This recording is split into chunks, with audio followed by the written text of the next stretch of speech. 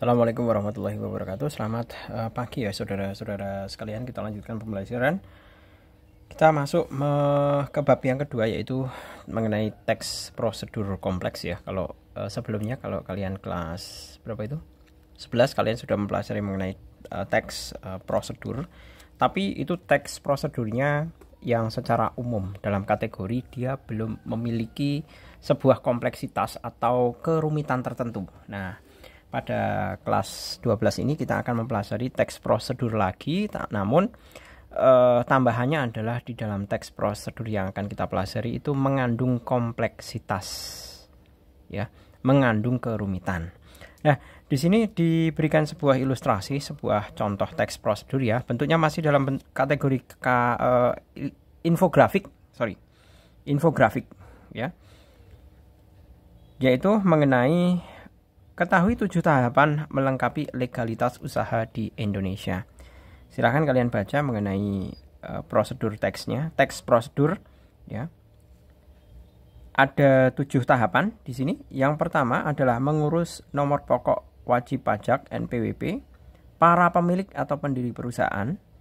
Jadi sebelum punya perusahaan, si pemilik perusahaan itu mestinya juga harus sebagai orang yang taat pajak. Nah, buktinya apa? Orang yang taat bayar pajak itu adalah dia harus memiliki NPWP. Berikutnya, langkah yang kedua yaitu menyusun akta pendirian perusahaan atau koperasi yang nama perusahaan, daftar pemilik, kemudian proporsi kepemilikan sahamnya, bidang usaha, ADART, dan struktur organisasinya perlu dituangkan ke dalam dokumen akta pendirian perusahaan yang disusun notaris. Jadi menyusunnya itu nanti diresmikan atau disahkan di depan seorang notaris. Setelah akta pendirian perusahaannya sudah punya dan sudah disahkan oleh notaris di depan notaris, kemudian baru didaftarkan ke Kementerian Hukum dan HAM, ya, Kemenkumham RI, yang kemudian disahkan sebagai surat keputusan pengesahan pendirian badan hukum. Jadi perusahaan itu juga di samping sebagai institusi usaha, namun perusahaan itu juga harus memiliki kekuatan hukum atau legalitas seperti itu. Kemudian langkah berikutnya adalah mengurus NPWP atas nama badan perusahaan. Jadi tadi NPWP pribadi sudah punya, lalu diurus NPWP perusahaannya. Kemudian mengurus nomor induk berusaha atau NIB sebagai bentuk izin usaha dasar yang biasanya nanti mengenai kepengurusannya atau bagaimana kita membuatnya itu biasanya dilakukan secara single online atau online single submission di oss.go.id. Langkah berikutnya setelah mengurus nomor induk perusahaan adalah mengurus perizinan lanjutan. Nah, nanti tergantung izin usahanya di mana. Jadi misalkan contohnya kalau misalkan tambang, mau usaha tambang. Nah, izinnya itu nanti bukan hanya sebatas ke Kementerian Industri, tapi juga izin ke Kementerian Lingkungan Hidup, Kementerian kalau dulu kehutanan itu, kalau sekarang sudah Kementerian Lingkungan Hidup ya, seperti itu. Kemudian Kementerian Ketenagakerjaan. Jadi ada banyak kementerian yang akan terlibat di dalam sebuah perusahaan. Kemudian kalau mengenai izin kepada pemerintahan setempat itu kan mestinya izin ke kecamatan setempat, desa setempat, kecamatan setempat, kabupaten setempat, sampai dengan provinsi setempat. Kalau itu kan wajar karena domisili usaha itu kan mengikuti. Jadi izin yang kita ambil itu nanti mengikuti dari domisili usahanya juga. Berikutnya adalah mengurus pendaftaran karyawan tetap ke BPJS. Nah, ini urusannya untuk mengenai kesejahteraan karyawan. Jadi sebagai bentuk responsibility atau tanggung jawab dari perusahaan terhadap kesehatan dari karyawannya dibuktikan dengan mengikut sertakan karyawannya ke BPJS.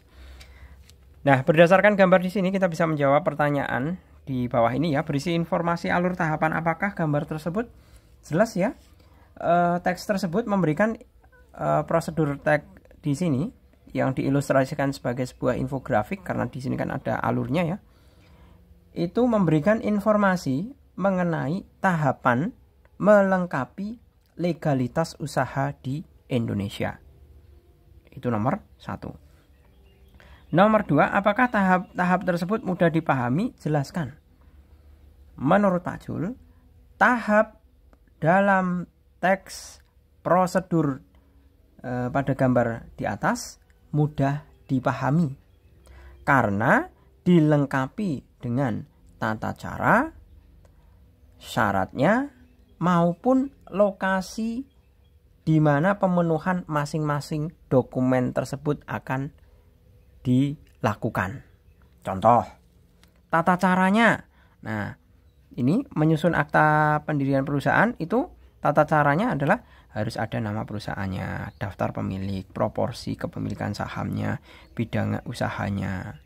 Nah, syaratnya untuk mengajukan pendirian perusahaan harus punya ADART. Ya kan? Nah, itu syaratnya. Nah, kemudian masalah lokasinya. Nah, untuk menyusun akta perusahaan itu kita ke notaris. Untuk pendaftarannya kemudian kita ke Kemenkumham. Kemudian untuk mengurus NPWP kita diminta untuk menuju ke kantor pelayanan pajak setempat. Jadi ini prosedur teksnya itu walaupun kompleksnya itu dilihat dari alurnya ini. Alurnya kompleks, iya. Soalnya banyak sekali tahapannya, ada 7 tahapan. Semuanya harus dipenuhi dulu syaratnya, baru nanti mencari syaratnya juga di tempat berbeda-beda. Itu kan menunjukkan tingkat kompleksitasnya itu di situ. Nah, kemudian itu tadi udah menjawab ya untuk nomor 2. Kemudian yang ketiga, persyaratan apa saja yang harus dibawa? Untuk masing-masing tahapan itu memiliki syarat yang berbeda-beda. Nah, seperti ini menyusun akta pendirian perusahaan itu harus ada bla bla bla, ini banyak sekali nih rinciannya. Nah, setelah punya akta perusahaan baru mendaftar mengambil legalitasnya itu ada di Kemenkumham. Kemudian mengurus NPWP. NPWP perusahaan itu setelah orang pemilik perusahaannya punya NPWP, punya akta perusahaan, kemudian perusahaannya itu sudah disahkan di Kemenkumham, baru bisa mengurus NPWP atas nama badan usaha. Nah, itu. Jadi masing-masing tahapan ini prasyaratnya berbeda-beda sesuai urutannya. Jadi urutan pertama, urutan kedua itu akan menjadi prasyarat tahap ketiga. Masuk ke tahap keempat, prasyaratnya 1, 2, 3 harus dipenuhi. Seperti itu. Gitu ya. Kemudian yang keempat, pihak siapakah yang menjadi sasaran dalam prosedur teks tersebut? Nah, jelas ya, para wirausahawan atau para wira swasta. Kemudian yang kelima, tujuan apa yang ingin dicapai dalam tabel prosedur tersebut? Yang ingin dicapai dalam tabel prosedur tersebut adalah tujuannya agar seluruh wirausaha atau wira swasta memiliki legalitas dalam usahanya. Jadi kalau punya urusan legalitas dalam usahanya itu kan aman. Di samping itu, dengan memiliki legalitas usaha dapat memudahkan dalam memperbesar skala usahanya. Seperti itu. Oke, gitu ya. Saya rasa cukup untuk pemahaman dasar atau langsung ke contoh ya kalau di sini. Pemahaman dasar mengenai teks prosedur kompleks berdasarkan infografik. Kalau ini kan infografik. Seperti itu. Oke, gitu. Saya rasa cukup. Semoga bermanfaat. Kita sambung pada sesi berikutnya. Terima kasih. Selamat pagi. Assalamualaikum warahmatullahi wabarakatuh.